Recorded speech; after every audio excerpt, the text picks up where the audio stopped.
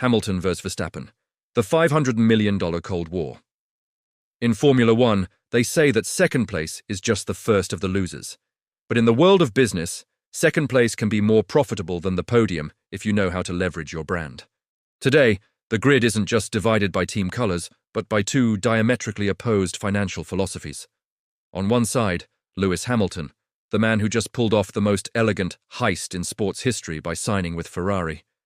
On the other, Max Verstappen, a financial anomaly who is rewriting the value of pure victory. Is it better to be a global icon or a results-driven machine? Today, we're going inside the private files of these two titans. We'll analyze contracts that sound like science fiction, asset collections that defy logic, and most importantly, we'll discover who is winning the real race, the one for absolute financial freedom. Get ready, because the numbers we're about to see today are explosive. To understand how they spend, we must understand how they grew up, and here the difference is massive. Lewis Hamilton is the perfect example of the hunger for success. He grew up in Stevenage, in social housing. His father, Anthony, had to work up to 4 jobs at once to pay for Lewis's karting. That scarcity deeply marked Hamilton's financial mindset. For him, money is security and status, something he never wants to lose again. In contrast, Max Verstappen was born in a racing incubator. His father, Jos, was already an F1 driver. Max didn't grow up with financial lack, but with brutal psychological pressure. His financial education was, if you're not number one, you're nothing. This explains why Max is so cold with business. For him, money is simply the scoreboard that indicates who is winning the game, not a tool for showing off. The Maranello earthquake, Hamilton's master plan. Let's talk about the news that left Mercedes in a state of shock. Lewis Hamilton didn't go to Ferrari because the red car was faster. He went because the contract was irresistible. We're talking about a package worth around $100 million a year. But here's where it gets interesting. Hamilton didn't negotiate like a driver. He negotiated like a CEO. Lewis demanded a joint investment fund for his diversity projects. Essentially, he made Ferrari finance his legacy outside the track.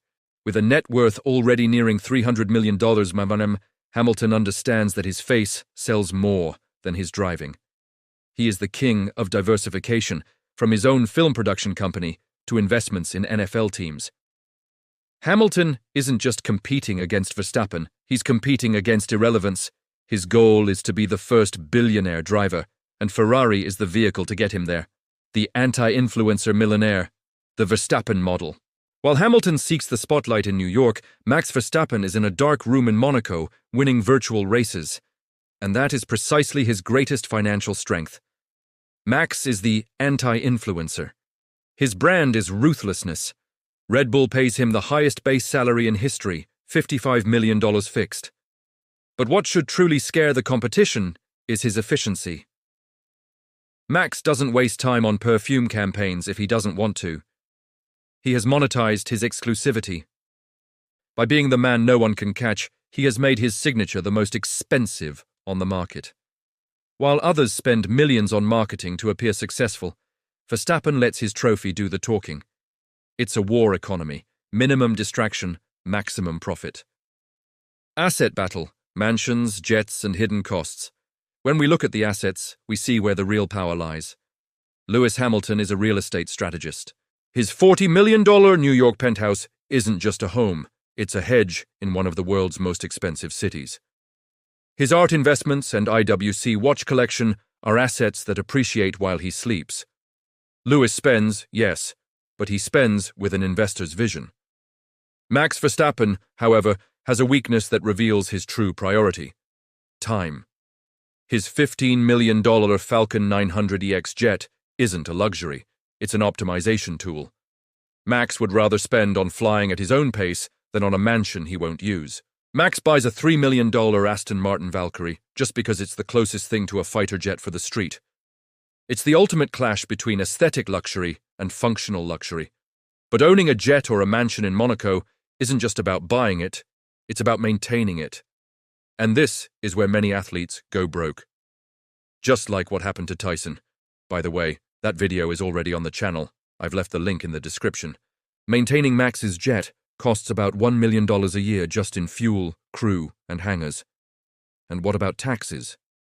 Monaco is a tax haven, but Lewis Hamilton has had brushes with the law in the past, like the famous Paradise Papers scandal, where it was revealed he saved nearly $4 million in taxes by importing his jet through the Isle of Man. These are the moves at the edge of the rulebook that millionaires make so their fortune doesn't evaporate. The battle of the managers, family versus sharks. Another point that differentiates their fortunes is who pulls the strings. Hamilton made a painful and costly decision years ago. He fired his father as his manager. It was a family and financial breakup that cost him millions, but it allowed him to professionalize his brand with global agencies. Hamilton paid the price for his freedom. Max, on the other hand, keeps a closed structure. His lifelong manager, Raymond Vermeulen, and his father, Jos, form an iron circle. They don't let anyone outside touch the money. While Hamilton pays commissions to big global agencies, Verstappen keeps the money in-house. These are two ways of looking at loyalty and asset control. The $50,000 finger financial mistakes.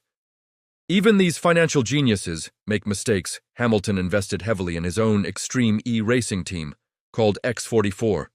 Though the cause was noble, ecology, the team ended up closing down after a couple of seasons with millions in losses from sponsorships that never materialized.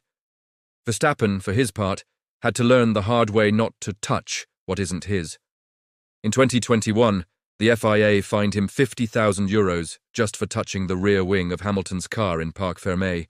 It might seem like pocket change for a millionaire, but it was a stark reminder that in this business, an emotional impulse can cost you the annual salary of an average person in a matter of seconds. The verdict. Who owns the game? So who is winning this Cold War? If we measure brand impact and a global network, Hamilton is untouchable. He has created an empire that will survive decades after his retirement. He is the model for any athlete who wants to be more than just a name and a statistic. But if we look at pure capital accumulation and growth projection, Verstappen is terrifying. At his age, he is accumulating wealth at a speed Hamilton never saw. If Max keeps this pace, he could retire at 35 with a fortune that would make Ferrari's contract look small. The reality is that both have hacked the system. They have stopped being athletes to become corporations. This analysis is just the tip of the iceberg. In this channel, we don't just watch the race. We like to open the vault. And speaking of goals, we are at a key moment. We are very close to reaching our first 100 subscribers. We want you to be one of those pioneers who saw this project being born. If you are passionate about money, power, and the strategy behind great empires, subscribe now and join us for these first 100. Leave us in the comments, who do you think is the real financial genius? Hamilton's global expansion or Verstappen's lethal specialization? I read all of you.